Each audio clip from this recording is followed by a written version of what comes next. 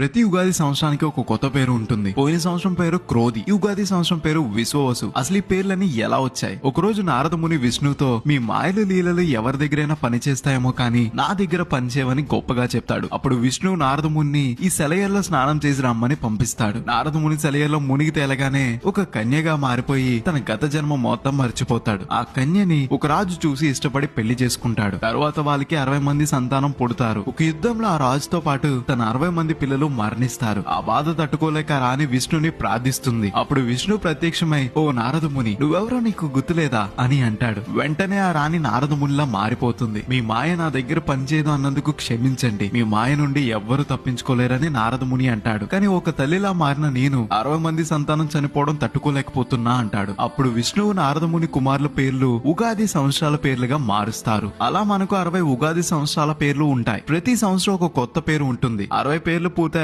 మళ్ళీ మొదటి నుండి ప్రారంభమవుతుంది. 2025 ఉగాది సంవత్సరం పేరు విశ్వావసు. ఇది నారద మహర్షి కుమారుల్లో ఒకరి పేరు. ఇది ఉగాది పేర్లు వెనుకున్న కథల్లో ఒక కథ. ఇలాంటి మరిన్ని వీడియోస్ కోసం గోదావరి స్టేషన్ ని ఫాలో అవ్వాలి మరి.